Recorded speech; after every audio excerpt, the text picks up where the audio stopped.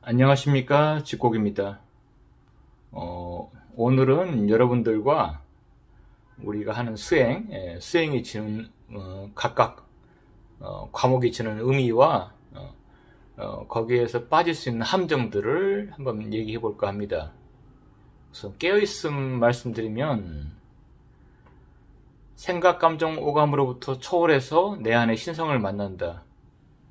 그래서 내 근원, 내가 어떻게 현상계에 들어오게 됐는지, 그 근원을 파악한다는 의미에서 가장 소중한 부분이 있죠. 내가 시공간 너머의 어떤 신성으로부터 발출됐다, 이걸 아는 거잖아요. 그래서 당연히 의미가 있는데, 당연히 알아야 되고, 거기서부터 이제 영성의 시작이죠. 내 안에 근원이 있구나, 이게 시작인데, 빠질 수 있는 함정으로는 이제 다 내려놔 버리니까 여러분들의 잘못된 사고, 잘못된 행동, 그런 생각으로 안 좋은 업을 짓고 행동으로 안 좋은 업을 짓더라도 이걸 반성하기보다는 다 내려놔 버리고, 나는 신성을 만나니까 사실 죄성이 없어. 나는 시공간 너머의 세계와 접하고 있으니까 내가 남한테 피해를 끼친 그런 일들은, 말로든 행으로든 그런 일들은 어떤 업이 없을 거야. 이런 함정에 빠지는 경우가 종종 있습니다. 여러 수행자들을 보더라도 굉장히 조심해야 될, 깨어서 신성을 만났다고 해서 내가 하는 행위가 모두 다 용서받을 것이다. 그게 특히 악행에 해당될 때 용서받을 것이다. 신앙했으니까 다 용서받을 것이다, 뭐 이런 것처럼 깨어났으니까 다 용서가 될 것이다. 이런 함정을 좀 껴있으면서는 조심하시기 바랍니다. 그 다음 단전업으로 가볼게요. 에너지를 쌓고 차크라가 각성이 되고, 차크라에 연결되어 있는 경락들이 열리면서 내 안에 있는 백이라는, 혼백에서 백이라는 어떤 기운이 닿는 길이 개통이 되고, 뚫리고 개통이 되고, 그러면서 거기에 에너지가 차면서 뭔가 어떤 불사의 어떤 그런 신비를 내가 알아가게 된다, 이런 의미일 텐데, 탄학도 탄학만으로 인격이 성숙하지 않습니다. 아까 깨어났다고 또 인격이 성숙하는 게 아니고, 탄학으로도 인격이 성숙하지는 않습니다. 에너지가 많아진 거잖아요. 차 같으면 기름을 이제 풀로 채운 거죠.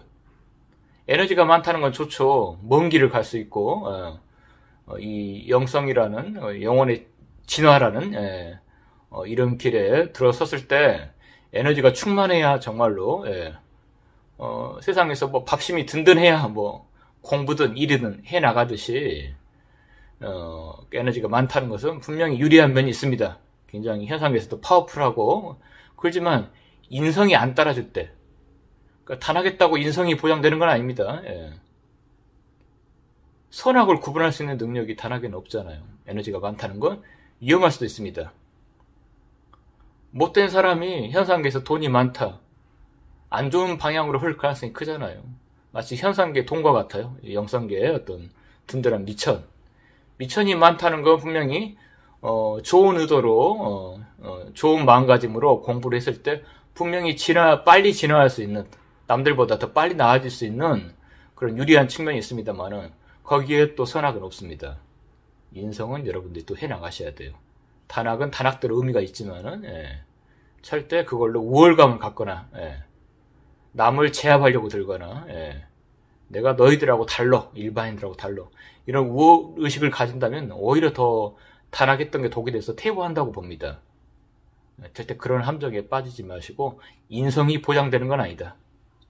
제가 봐서는 인성이 문제 있는 사람도 부지런히 에너지를 모으면, 인과의 세계니까 어떤 원인의 어떤 결과니까 차크라가 열립니다. 열리는데 그게 더 독이 될지, 여러분 공부에 더 보탬이 될지는, 그것은 여러분들이 그 단학에 있지 않다. 그러면 어디에 있겠습니까? 이제 여러분들이 그 다음 공부할 어떤 우주의 원리, 이데아, 로고스, 동양에서는 이치, 우주에 또 어떤 그 예수님은 뭐 하나님의 형상이나 말씀으로 얘기했죠. 예. 거기에 이제 인성의 성숙에 도움이 되는 비결이 있습니다. 그래서 여러분들은 양심을 그 원리를 알고 본인 일상을 양심으로 분석하고 나의 생각과 감정, 오감을 양심의 우주의 어떤 뜻에 이치에 맞게 맞춰 나가는데 영혼의 진정한 진화가 있습니다. 그때 깨어있음도 도움이 되고요. 내 안에 신성이 어떻게 돼 있고 신성을 만나게 해주는 데는 깨어있음이 소중합니다. 각기 과목이 다 의미가 있습니다. 깨어있음이 소중하고 거기 에너지가 충만해야 먼 길을 갈 거 아닙니까? 이 영성 공부가 하루아침에 며칠 공부했다고 한 1년 했다고 바짝 했다고 되고 이런 게 아니지 않습니까? 영혼의 성숙이고 진화인데 그러니까 그 두 가지가 선행돼야 되겠지만은 거기에 반드시 선악을 그냥 본인의 기똥 철학으로 분석하는 게 아니라 우주의 원리를 파악해서 원리에 맞게 내가 한 말이 한 행동이 우주와 어떤 맞춰봤나 우주의 이치와 같이 이렇게 연동이 되고 거기에 맞게 원리에 맞게 부합했는지 그걸 따져보는 건 단학과 깨어있음이 아쉽게도 있지 않습니다.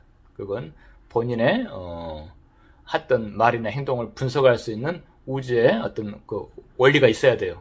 그걸 알아내는 게 소크라테스는 이데아, 유교에서 공자님은 우리 본성에는 어떤 그 이니에지 신이라는 원리가 있다. 그 원리에 맞게 내가 말하고 행동해야 된다. 예수님은 아버지의 형상이 있다. 아버지의 말씀이 있다. 그 말씀에 나는 맞게 살았다. 말씀대로 나는 따랐다. 이런 말씀 하시듯이 성자들은 그래야 그 원리를 알고 파악하시고 거기에 충실했던 분들입니다. 성자들은. 그러니까 우리도 에너지가 충만하다고 인품이 성숙하는 게 아니고 내가 지금 깨어있다고 현상계를 초월했다 이 얘기만 가지고 인품이 성숙하는 건 아닙니다. 아버지 만났어 알았어 이것만 가지고 어떻게 내 인격이 나아졌다고 얘기하겠습니까? 그렇다고 해서 현상에서 말하는 선 남 돕고 하는 데는 다 원리가 있죠. 남 도와주고 정의를 따르고 불의를 이렇게 멀리하고 거기에 다 우주 공식이 있지 않겠습니까? 근데 이 공식에 대해서 정밀하지 않고 처음에 좀 선행을 하다가 양심의 울림이 있어 선행을 하다가 더 유지할 힘은 없고 원리는 잘 모르겠고 그러면은 이제 위선으로 빠져요. 남들이 지켜보니까 이렇게까지 선을 하고 싶진 않은데 그러면 위선이잖아요. 흉내내고 있는 거니까. 원리를 모르니까 이래요.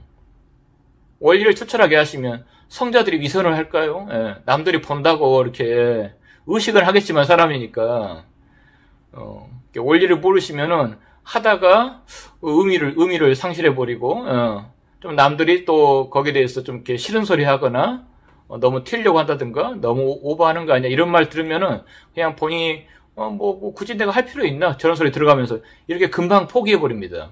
원리를 모르시니까. 근데 원리를 알고 이게 투철하게 알고 이게 우주의 이치야. 그러니까 내가 따르는 거야. 남들이 뭘 하든 간에 나는 이치를 아는 사람이야. 이렇게 하면 선이고 이렇게 하면 악이야.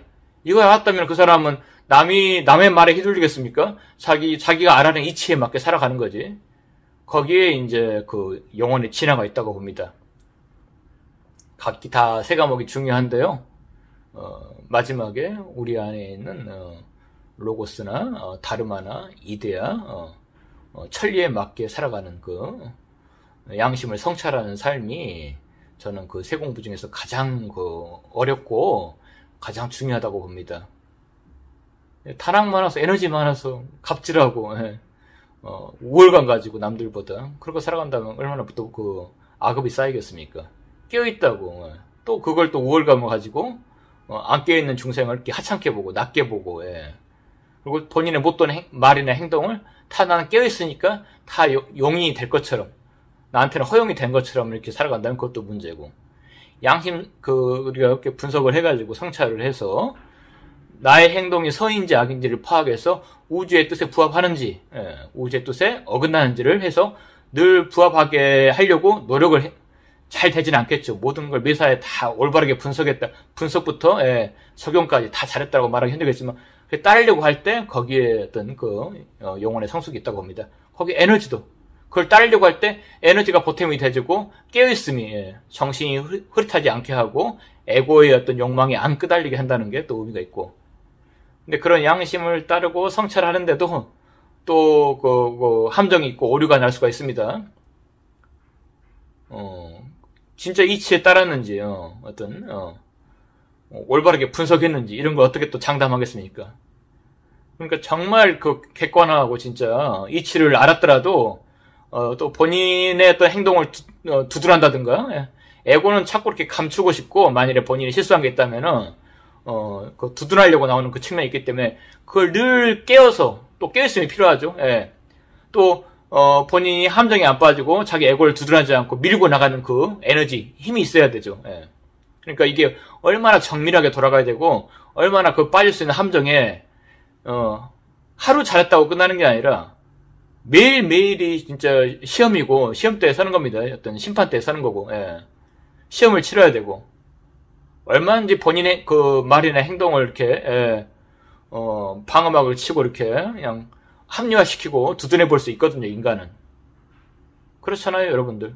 그때부터 객관화해서 본인을 보지 못하기 때문에 수행이 정체가 되고, 본인 보고 싶은 대로 보니까 그걸 우주의 이치에 따랐다고 말할 수 있겠습니까? 그냥 본인이 보고 싶은 대로 보는 거죠.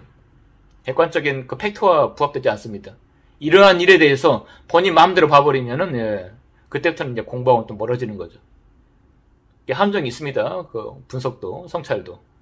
근데 이런 함정들을 잘 피해 나가시면서 진화한다는 게 정말 어려운 일이지만은, 서툴더라도, 다소 안 되더라도 또 해보고, 또 어떤 본인보다 영성이 나은 사람들하고 또 이렇게 조언을 들어가면서, 팁을 얻어가면서 해 나가신다면, 한 생 한 생 그렇게 또 진화해 나가신다면, 반드시 또 이렇게 다 목표한 바를 다 이룰 수는 없겠지만은, 분명히 내 삶이 의미가 있었다.